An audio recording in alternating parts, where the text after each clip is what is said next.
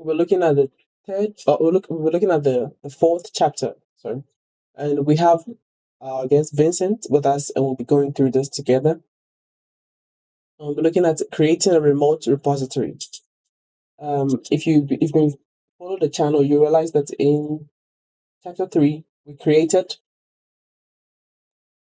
did create our local project, and yeah, in the chapter 1 we looked at introduction. In chapter 2 we also saw how Git works. So today we're looking at how to create a remote repository.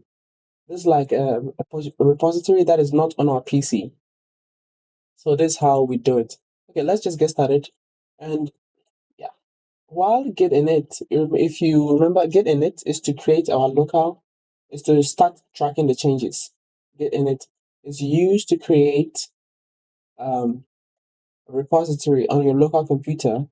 GitHub is used to create a matching repository on the cloud. So what we're doing on the local PC with Git, now GitHub is allowing us to do it on the cloud as well. So we create a repository. So what we're gonna do now is we're gonna go to GitHub, and let's do this in here.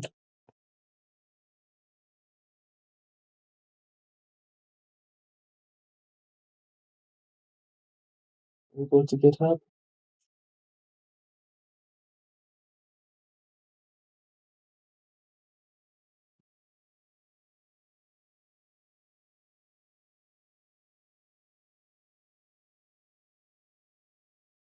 Okay, now let me leave it in dark mode. It's fine.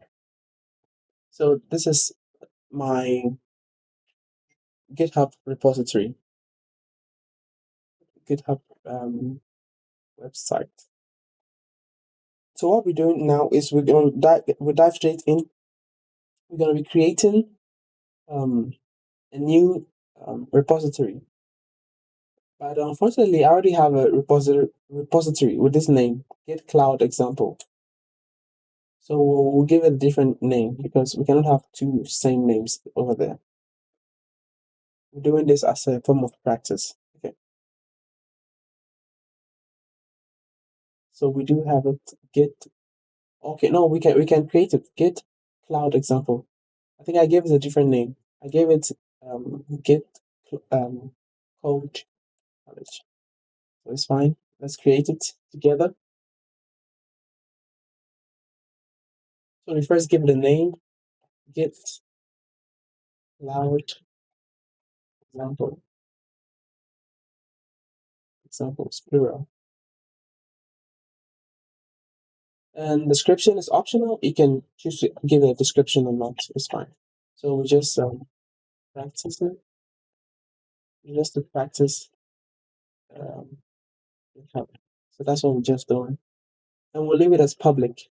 We want to leave it as public so that other developers can also see and interact with it. Okay. Add readme file. For now, we'll leave readme file off. But later on, we're gonna see a readme and then git ignore purpose of those, including the licenses. Okay. So now we click on create to create the repository. It's gonna take a few seconds and it's gonna be ready. So yeah, our remote repository is ready. So this is what we have over here. So we add off online. So these are the files we're going to be creating. We'll be creating a hello file, and we'll also be going to be creating a note.txt file. So let's get started. So we got a button here to create this file. Let's see if the button works.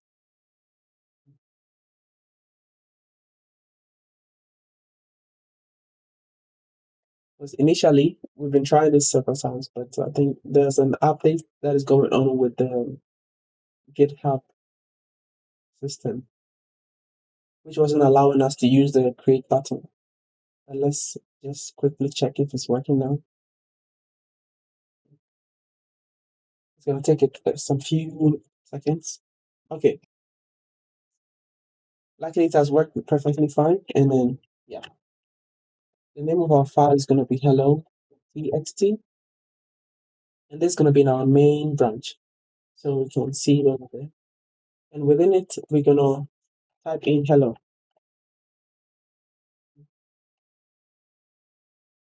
So after that, we commit changes.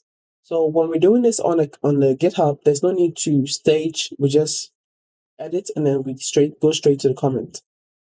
And with the help of AI, it also gives you an automated comment here. Sometimes if you don't know what to type in as a comment, AI can also help you as well to create a comment. So I can save the changes and then let's see. Then we're gonna check if So now we can see our hello.txt file is here. When you can open it, it's still there. Okay. And now there's another one we need to create as well, which is the note.txt. And we'll do the same to it. So let's try to create now. Let's add. We want to create a new file. And the file should be notes.txt.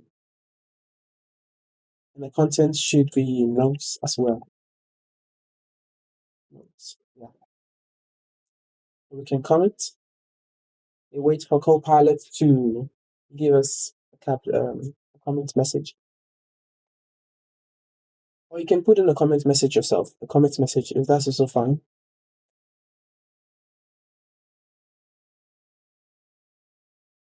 Let's wait some few seconds. It's gonna pop up. Yeah, so we have it there.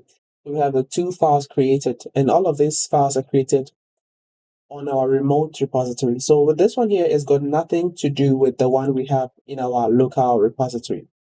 So we'll be linking them very soon. But for now, what we're doing is to create a remote repository. So this is the process of creating a remote repository. How you do that is you go straight to GitHub. You go to GitHub, you create an account, and then you can create a remote repository, which will be linked to your local repository, just to save all your local changes up to the cloud. Okay. So let's look at the second part of what we're doing today. Okay. Where things stand. Okay. So by the end of this, you will have two complete separate repositories. So that's what we did. We have the local one, which is called the git examples. We can see the name over here. So we can see this name, the one I'm highlighting right here. That's the name of our local repository. Well, there's the terminal. If you like the GUI tool, if you like the user interface, that's when we use your Explorer. It's still the same thing. All the files that I was creating, you can see them in here. So this is what we have here. This one here. And you can see all the files we created as well, including this. But let's get familiar with this terminal. Okay. So basically, at the end of this project, we have these two. And when it comes to the remote one, you see this name over here. We have git-cloud-example. That's what we did over here. That's the name of our remote repository, git-cloud-example. So the local one is on our PC, and then the remote one is on the web. It's on the cloud. Okay. And we see how it was created. You remember we created this in the previous chapter by just passing in the git init in a terminal, and that's what initialized the whole process for the one in here.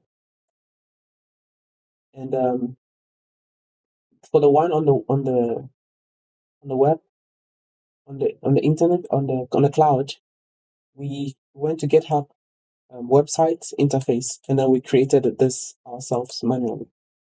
So that's what we did for now. So what's next? Even though both repositories exist, they are not connected yet. So these are two different bodies. They are not yet connected. The next step in the next chapter, in the workflow is learning how to bridge the gap by cloning your cloud repository down to your local machine. So in the next chapter, which is going to be our chapter 5, we'll be looking at how to clone so that we can be able to clone our remote repository to our local machine. Thank you guys for being here. Don't forget to subscribe so you can be updated with the new videos that I'll be posting. And thank you, Vincent, for being here as well. No problem.